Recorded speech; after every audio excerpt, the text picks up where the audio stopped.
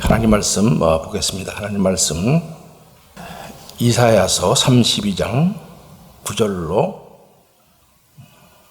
15절까지만 보겠습니다. 20절까지. 이사야서 32장 9절로 15절까지. 교독하겠습니다. 제가 한 절, 여러분들이 한 절 같이 읽겠습니다. 너희 아니란 여인들아, 일어나 내 목소리를 들을지어다. 너희 염려 없는 딸들아, 내 말에 귀를 기울일지어다.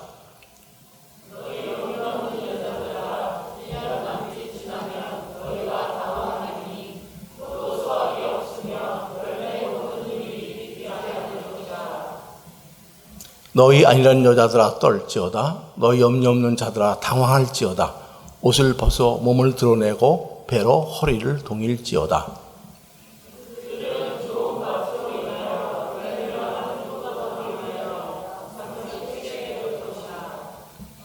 내 백성의 땅에 가시와 찔레가 나며 시락의 성읍 기뻐하는 모든 집의 날이니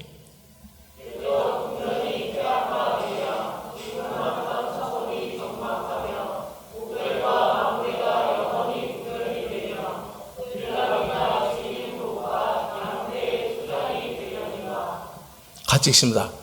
마침내 위에서부터 영을 우리에게 부어주시리니 광야가 아름다운 밭이 되며 아름다운 밭을 숲으로 여기게 되리라. 아멘, 아멘, 아멘.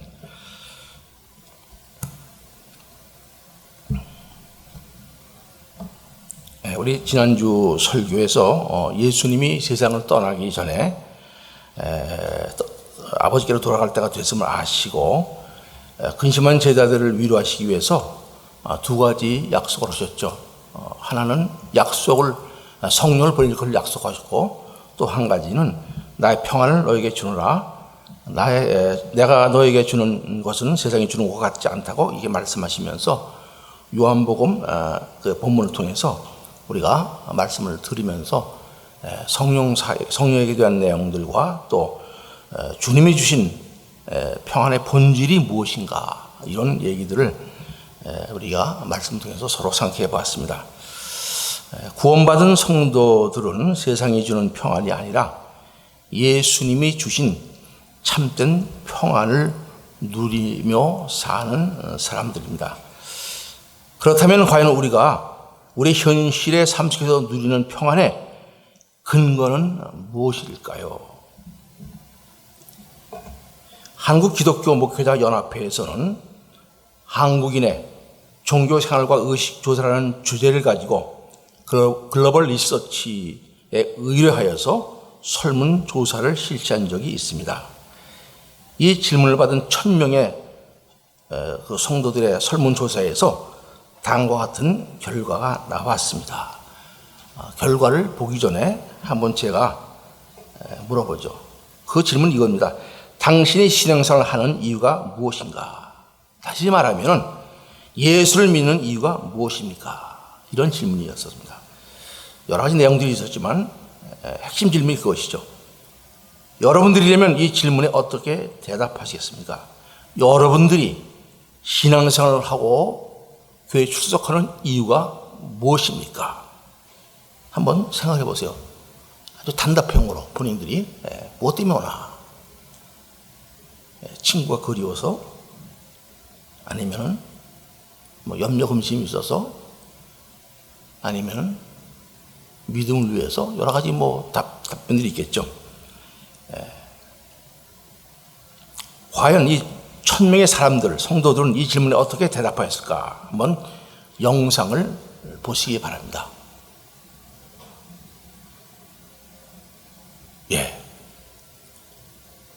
자,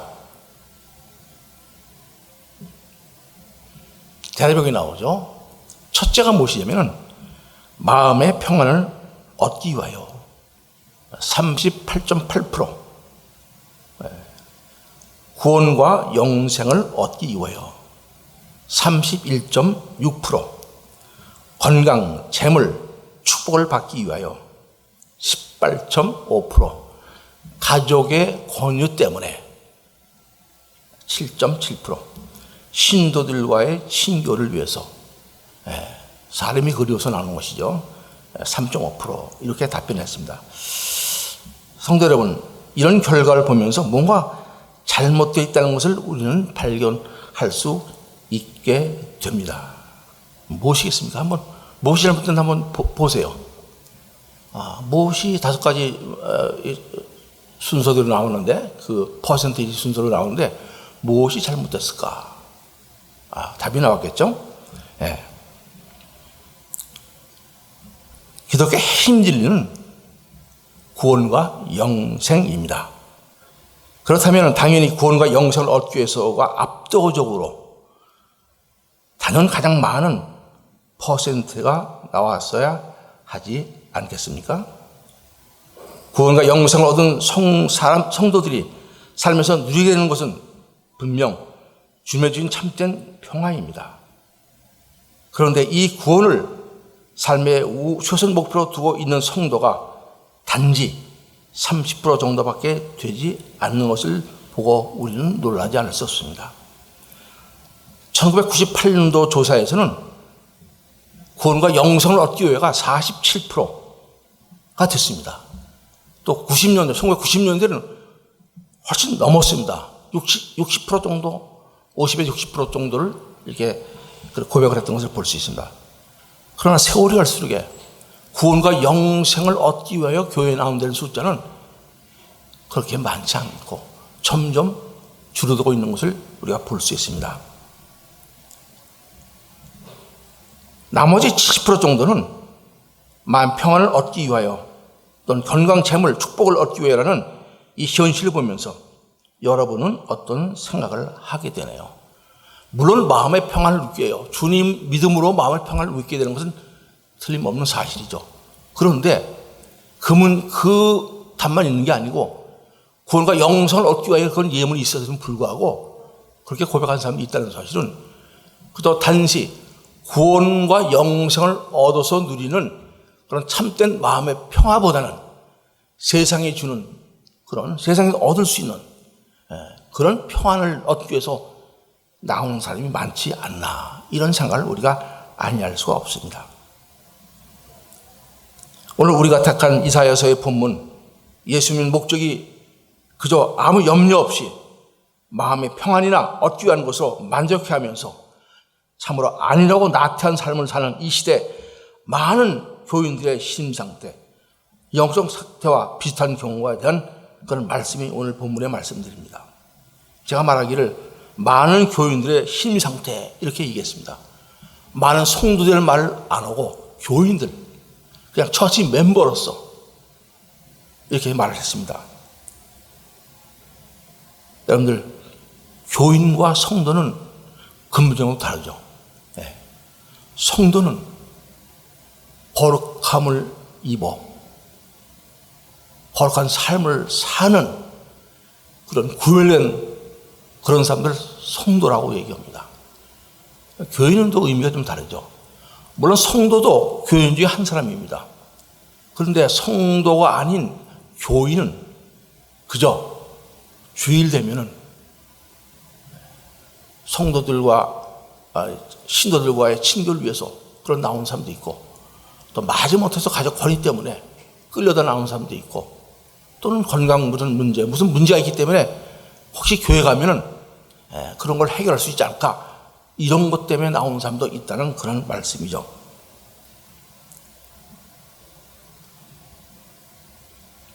성도들에게 다시 한번 우리의 삶의 모습을 돌아보며 보게 하며 깊이 깨닫고 각성하고 돌이키게 하는 귀한 메시지가 오늘 본문 속에 기록되는 것을 볼 수 있습니다. 이 말씀이 선포될 때는 언제냐면 아수르 왕 때죠. 사내립이 1차 침공이 있었습니다. 예루살렘에 1차 침공이 있기 직전 1년 전쯤에 이사야의 입을 통해서 선포되는 그런 말씀이죠. 이사야 선지자는 장차 닥쳐올 재난에 대해서 전혀 대비하지 아니하고 현재의 번영에만 관심을 갖고 만족해하는 남유다 부녀자들을 향해서 이렇게 경고하고 있는 것입니다. 너희 아니란 부녀들아, 일어나 내 목소리를 들을지어다. 너 염려 없는 딸들아 내 말에 귀를 기울일지어다. 자, 부녀들, 딸들 이렇게 했다고 남성분들은 어떻습니까? 아, 우린 괜찮네. 네. 이렇게 생각하는 사람 혹시 있습니까? 여기서 이사야 선지자가 선포한 메시지의 1차적 대상은 부녀들이라고 표현을 했지만 그것은 부녀들만 두고 한 것은 아니었습니다. 그것은 멸망의 위기가 닥쳐오는 줄도 모르고 평안하다, 평안하다 하면서 아니라고 나타난 상태에 주저앉아 있는, 머물러 있는 모든 백성들을 향한 메시지였습니다. 생각해보면 오늘날 역시 평안하고 안락한 삶을 사는 것을 만족해하는 성도가 아닌 교회 교인들, 또 종교인들, 그런 모두에게 하나는 경고의 메시지일 것입니다. 자, 안일한 삶에서 일어나서 마지막 때를 준비하며 살기 위해 어떻게 하나요? 그런 문제들이 오늘 본문 속에 나와 있는 것을 볼 수 있습니다. 첫째 보면은 영적 무지에서 깨어나야 한다는 그런 메시지를 우리는 들을 수 있습니다. 영적 무지에서 깨어나기 위해서는 어떻게 해야 되나요? 영적 무지를 깨울 수 있는 것은 세상의 어떤 학문과 지식으로도 불가능합니다. 영적 무지에서 깨어나기 위해서는 반드시 하나님의 말씀이 필요합니다. 그때 주시는 하나님의 말씀을 듣고 그 말씀에 귀를 기울여야만 한다는 그런 말씀이죠. 왜 부녀들이 하나님의 말씀을 듣지 못하고, 왜 모든 백성들이 하나님의 말씀을 듣지 못하고 귀를 기울일 수 없는 상태가 됐겠습니까? 결론은 뻔하죠. 그들이 안일함에 빠져 있었기 때문입니다. 여기서 안일함이란 쏘안이라는 그런 히브리어 말의 근원인데 태평스러운 오만한 그런 의미를 지닌 말입니다. 태평스러운, 그런데 오만한, 자기가 누리고 태평하고 편하게 누리는 이 삶 자체가 자기 능력 때문에, 자기 노력 때문에, 자기 힘 때문에, 자기 권력 때문에, 자기가 쌓아오는 물질 때문에 그렇다는 오만한 생각, 그런 의미도 함께 내포되어 있는 것을 볼 수 있습니다. 그래서 이런 태평을 누리고 있다. 군사력 때문에 이게 나라가 태평스럽다. 이런 힘을 자랑하는, 인간의 힘을 내세우는 그것 때문에 누리게 되는 그런 안락함이라고 이렇게 착각을 하는 것이죠. 이것은 그들이 하나님의 말씀을 듣고 그 말씀대로 다른 삶을 살고자 하기보다는 세상의 안락에 빠져서 나태하고 오만한 삶을 살았음을 드러내고 있는 그런 말씀입니다. 이사야 선지자들은 그들에게 일어나라고 말씀합니다. Rise up. 앉은 상태, 주저앉는 상태에서 일어나라. 이렇게 본문은 말씀하고 있습니다. 일어나라는 말은 영적 무지, 영적 잠든 상태에서 깨어나서 일어서라는 그런 말씀입니다. 하나님의 말씀을 듣고 은혜 받았다고 고백하는 것으로 끝나지 아니하고 그 말씀을 비추어 자기 자신의 지금 어떤 상태에 있는지를 깨닫고 의식하고 직시하고 그 잠든 상태에서 아니한 삶에서 벗어나야 한다는 그런 말씀이죠. 나는 여전히 교회에 열심히 다니고 있으니까 나에게는 별 문제가 없으니까, 또 나는 이미 주 예수 그리스도를 나의 구세주로 영접하고 믿으니까 나는 이미 구원을 받았고 하나님은 사랑의 하나님이니까 결국은 나를 버리지 아니하실 것이니까. 다 맞는 말입니까? 다 맞다고 생각할 수도 있겠죠. 그러나 이런 자기 생각에 도취되어서 자기 중심적인 신앙을 가지고 있다면 틀림없이 영적으로 무지한 상태에, 잠든 상태에 있는 것이 틀림없을 것입니다. 어떻게 하면 하나님 앞에 하나님이 기뻐하시는 믿음 생활, 신앙 생활, 그런 생활을 할까? 어떻게 하면 경건한 그런 삶을 살까? 그런 것에는 관심이 없고, 그래서 삶 속에, 삶의 현실에 얽매여서 주어진 환경을 마음껏 누리는 그런 삶. 우리는 여기서 제자들이 주님께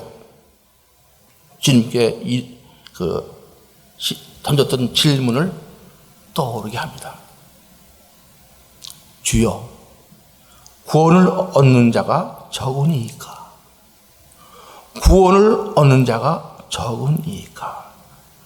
누가복음 13장 23절 말씀이죠. 이 제자의 질문에 주님은 24절에서 이렇게 대답하십니다. 좁은 문으로 가기를 힘쓰라. 내가 너에게 이르노니 들어가기를 구하여도 못하는 자가 많으니라. 그렇습니다. 분명 주 예수 그리스도를 구원의 주로 또 내 삶의 주인으로 영접한 사람들은 구원을 받습니다. 아니, 구원을 받았습니다. 그러나 우리가 간과하지 말아야 할 것이 있습니다. 잊지 말아야 할 것이 있습니다. 구원받은 성도들이 살아가는 이 세상의 삶은 그 받은 구원을 이루기 위해 나가는 과정이라는 그런 사실입니다. 이 과정은 주님이 말씀하셨듯이 좁은 문, 좁은 길로 나가야 하는 그런 길입니다. 현실의 삶의 과정에서 안락하고 편안한 넓고 넓은 문, 넓은 길로 세상 사람들과 별반 다름없는 길을 가고 있으면서도 자신은 구원에 이르는 길을 가고 있다고, 그런 좁은 길을 가고 있다고 착각하고 있다면 이것은 정말 큰 문제요, 심각한 문제입니다. 그렇다면 구원받은 성도들의 삶은 어떤 삶일까요? 십자가의 길, 좁은 문, 좁은 길로 나가는 구원받은 성도들의 삶의 특징은 한마디로 말하면 경건한 삶을 살고자 한다는 것입니다. 하나님은 경건치 않은 자들을 예수 그리스도의 십자가를 통해서 의롭게 하셨습니다. 그리고 이를 믿는 자들을 의로 여기십니다. 로마서 4장 5절 말씀에 그렇게 기록되어 있죠. 이를 아니할지라도 경건치 아니한 자를 의롭다 하시는 이를 믿는 자에게는 그의 믿음을 의로 여기시나니. 이를 아니할지라도 경건치 아니한 자를 의롭다 하시는 이를 믿는 자에게는, 무슨 이 일을 해서가 아니고 경건치 아니한 자를 의롭다 하시는 그 하나님, 그 주님을 믿는 자에게는 그의 믿음을 의로 여기시나니. 의로 여기신다고 말씀합니다. 우리가 말하는 칭의를 말하는 것이죠.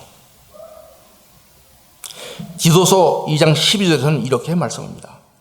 우리를 양육하시되 경건치 않은 것과 이 세상의 정욕을 다 버리고 신중함과 의로움과 경건함으로 이 세상을 살고, 이 세상을 사는 삶의 그런 모형이 어떤 것인가를 분명히 말해주고 있습니다. 경건치 아니한 것과 이 세상의 정욕을 다 버리고 신중함과. 무슨 말입니까? 무엇이 옳고 그런 것인가? 내가 지금 내가 가고 있는 이 길이 과연 바른 길로 가고 있는 것인가? 이것을 신중하게, 다시 말해 진지하게, 조심스럽게 살피는 것을 말하죠. 돌아다보는 것을 말하죠. 또 의로움과 경건함. 나는 의로 여기셨는데 나는 그리스도의 의를 입은 성도다운 그런 삶을 살고 있는 것인가? 의롭지 않은 사람을 의롭다 하셨는데 엄청난 은혜인데 그 은혜대로 내가 의로움을 추구하고 사는 삶인가? 그리고 경건함으로 이 세상을 살라는 그런 말씀이신 것이죠.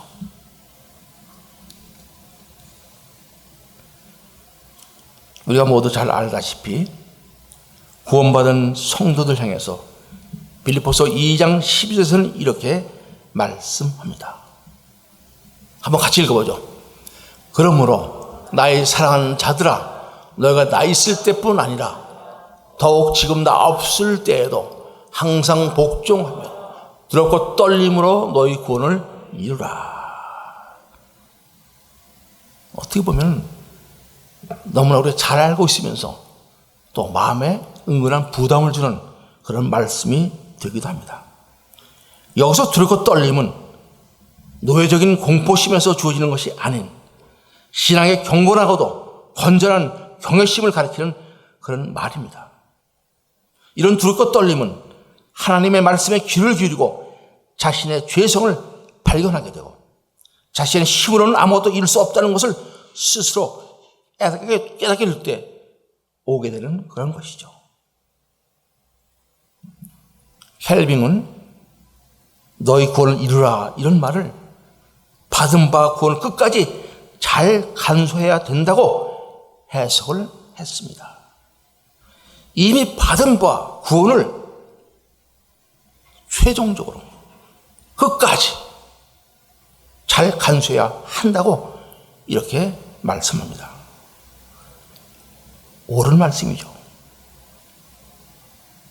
우리는 구원을 이루기 위해서 뿐만 아니라 장차 다가올 심판의 대백에 위해서 떨리는 마음으로 준비를 해야 한다는 말씀입니다. 하나님 만날 때를 대비하라. 그런 말씀과 상통하는 그런 말씀이 되겠죠. 항상 하나님 말씀에 귀를 기울이고 청정하고 순종하면서 영적인 잠든 상태, 아니라는 삶에서 깨어 일어나는 성도들이 되라는 그런 말씀입니다. 둘째, 아니라는 삶에서 벗어나려면 그런 삶을 살고 있는 자신을 보고 당황해야 합니다.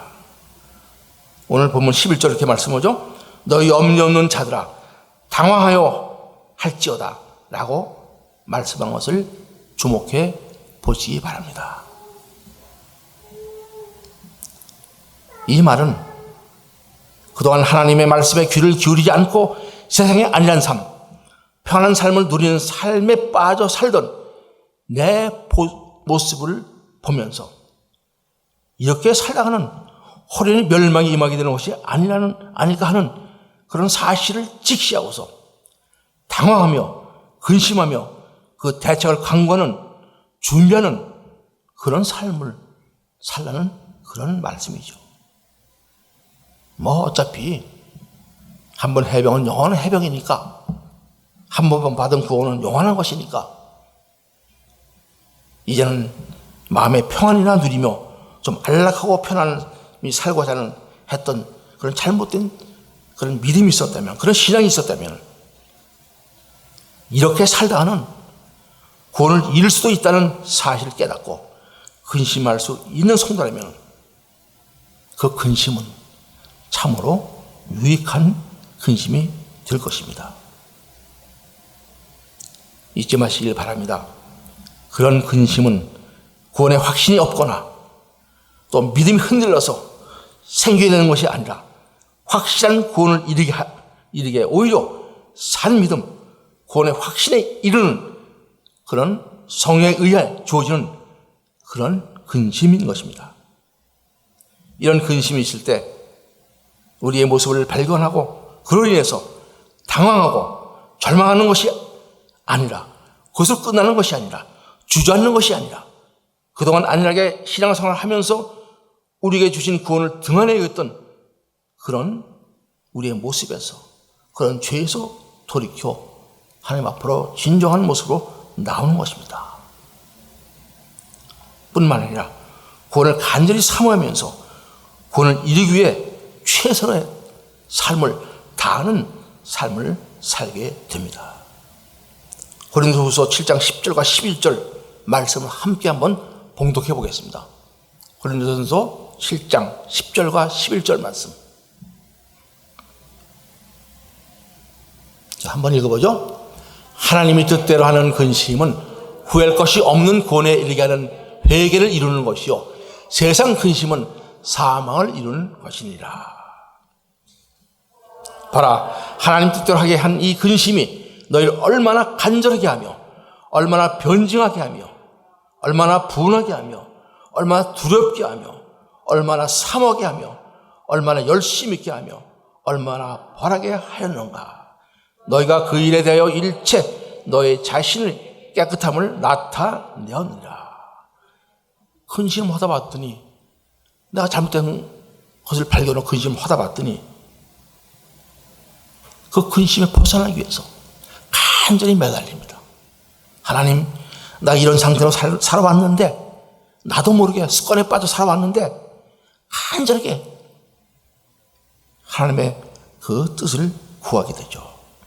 또 내가 속고 살았던 것, 평안한 것이 이게 하나님이 주신 축복이다 생각하고서 정말 경건한 삶을 살지 못했던 그런 것을 분하게 여기면서, 또 이런 것을 이렇게 살면 얼마나 우리가 두려운 일을 당하게 될까, 이렇게 하면서 사는 삶, 그렇게 할 때 자신의 깨끗함을 나타내게 된다, 이렇게 말씀하는 것을 볼 수 있습니다. 어떻게 하면 좀 더 편안하고 안락한 삶을 살 수 있을까? 그것 때문에 염려, 근심하던 사람이 이제는 어떻게 하면 마지막 때를 준비하고 대변하는 삶을 살 수 있을까 하는 것을 근심하게 될 때, 잘못된 것에서 돌이켜 회개하게 되면 우리는 안일한 삶에서 깨어날 수 있고 일었을 수 있게 될 것입니다. 그리고 그 구원의 날이자 심판의 날이 호련히 임하게 될 때 두려워하거나 당황하거나 그렇게 하지 아니하고 오히려 소망 중에 기뻐하면서 감사함으로 그날을 맞이할 수가 있게 되는 것입니다. 우리 모두가 반드시 그런 성도들이 되어야 할 것을 저는 소원할 뿐만 아니라 또 믿습니다. 그런 모두 되시기를 축복합니다. 셋째 또 있죠. 아내라는 삶에서 일어나려면 자신의 허물이 있으면 하나님 앞에 철저히 드러내놓고 겸비하여 돌이킬 수 있어야 합니다. 11절에서는 아내는 삶을 살던 아내는 여인들에게 옷을 벗어 몸을 드러내고 배로 허리를 동이라고 말씀을 합니다. 자, 배로 허리를 동이는 행위, 그런 이스라엘 사람들이 회개 기도할 때 이 행위를 상징하는 그런 것이죠. 조금 전 본 한국 기독교인들이 한 설문조사에서 마음의 평안을 위해 신앙생활을 하고 재물과 건강과 축복을 받기 위해서 신앙생활을 한다는 그 교인들을 합하게 되면 70% 정도가 됩니다. 10명 중 7명이 그런 엉뚱한 것 얻기 위해서 신앙생활을 하게 된다는 그런 말씀입니다. 그럼 과연 성도들이 왜 이렇게 되어버렸을까? 우리가 왜 이렇게 되었을까? 아마 성도들이 의도적으로 그렇게 하지는 않았을 것입니다. 분명히 말씀을 듣고 말씀대로 살려고 했는데 살다 봤더니 이렇게 됐을 것입니다. 뭐가 문제가 있었겠죠. 말씀에 문제가 있는 것이 아니라 선포된 말씀에 문제가 있었던 것이죠. 그렇기 때문에 그것은 교회의 책임이 크다고 생각하게 됩니다. 복받는 삶, 형통한 삶, 편안한 삶을 사는 것에 초점을 맞추어서 말씀을 전하지 아니했나, 그런 생각을 아니할 수가 없습니다. 성도들이 듣기 싫어하고 거북한 말은 피하고 입맛에 맞는 말을 전하기에 치유한 결과가 아니었나. 제 상상이 아니고 기독교 지도자들의 공통적인 그런 고백입니다. 사랑만 강조하고 심판은 피했습니다. 천국은 화려하게 전했지만 지옥의 끔찍한 메시지는 피했습니다. 그리심산에서 축복은 선포했지만 에발산 산에서의 저주를 선포하지 않고 외면했습니다. 하나님께서는 예레미야 23장 16절 17절에서 안타까운 마음으로 이에 대해서 이렇게 말씀을 하십니다. 한번 같이 읽어보죠. 만군의 여호와 이같이 말씀하시되 너에게 예언한 선지자들의 말을 듣지 말라. 그들은 너에게 헛된 것을 가르쳐 그들은 뭐로 말미암은 것이요 여호와의 입에서 나오는 것이 아니니라. 또 항상 그들이 나를 멸시하는 자에게 이르기를 너희가 평안하리라 여호와의 말씀이라 하며 또 자기의 마음이 완악한 대로 행하는 모든 사람에게 이르기를 재앙이 너에게 임하지 아니하니라 하였느니라. 그 당시 이스라엘 백성들을 향하여 심판의 날에 임박한 예루살렘의 그런 아버지요 그 경고에도 무시하고서 그 선지자들은 엉뚱한 메시지를 전했던 것을 볼 수 있습니다. 그것은 결코 여호와의 말씀이 아니고 자신의 생각이었던 그런 말씀입니다. 너희가 평안하니라. 아무 문제가 없다. 너희가 평안하니라. 그것이 바로 여호와의 말씀이라. 너에게 평안을 주신 하나님 여호와의 말씀이니라. 이렇게 선포했던 것이죠. 그런 선포된 말씀을 들은 백성들이 아니라고 나태한 그런 삶을 살게 될 수밖에 없었던 것입니다. 제가 가끔 말하는 것이지만 십자가를 우리 한번 보십시오. 십자가의 상징은 분명히 하나님의 사랑이 증거된 그런 십자가입니다. 그러나 그 십자가는 죄를 위해서는 자기 독생자까지도 십자가에 심판하게 되는 그런 단호한 하나님 준엄한 심판이 같이 그런 메시지가 있는 것이 바로 십자가입니다.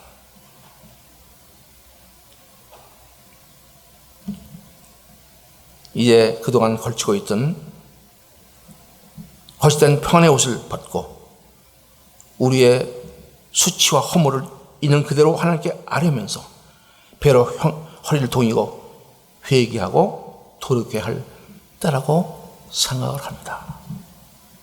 이것은 우리 교회를 향한 여러 성도님들을 향한 그런 메시지도 하겠지만 모든 이 세상의 성도들 향한 하나님의 메시지일 것입니다. 이에 안일함에서 벗어나고 일어나게 될 때 누리게 되는 것이 무엇입니까? 이렇게 될 때 하나님께서는 성령을 부어주시고 우리의 안일한 삶으로 인해서 아무 열매 없이 황폐케 된 우리의 마음밭에 수목이 우거지고 많은 열매를 맺는 아름다운 믿음의 밭을 회복해 될 것이라고 선포를 합니다. 오늘 본문 이사야서 32장 11절 말씀이죠. 마침내 위에서부터 영을 우리에게 부어주시리니 광야가 아름다운 밭이 되며 아름다운 밭을 숲으로 여기게 되리라. 성령은 살리는 영입니다. 회복시키는 영입니다. 영적으로 충만케 하는 그런 영입니다. 아니라는 삶을 사는 성도들에게 성령이 부어지게 되면 그 삶의 현장은 풍요로운 생명의 역사가 충만하게 될 것입니다. 저와 여러분 모두가 다시 한번 우리의 삶을 돌아보면서 혹시 아니라는 삶을 살고 있는 모습은 없는지 다시 한번 점검해 보면서 혹시 경건치 아니한 것들이 있다면 이런 모든 것을 벗어버리고 하나님이 주시는 풍성한 은혜와 성령으로 풍성한 열매, 생명의 열매를 맺는 우리 모두가 되시기를 주님의 이름으로 축복합니다. 자그마한 허물이 있을 때, 죄가 있을 때 얼마나 큰 고통을 주는지 모릅니다. 제가 저번 주일날 그 설교위원회 밤새 통증이 왔었는데 그 하나님의 은혜로 설교하는 단상에서 기도대로 그냥 통증이 멎었습니다. 설교를 잘 마치고 그 다음에 집으로 돌아가서 다시 월요일부터 극심한 통증이 또 왔습니다. 근데 내가 느낀 건데요. 조그만 돌 3mm짜리 돌이 안에 있으면서도 얼마나 고통을 주는지 모르겠어요. 그냥 며칠 동안 그냥 계속 가만히 있다가 또 고통을 주고. 근데 그것을 보면서 묵상을 하게 됐습니다.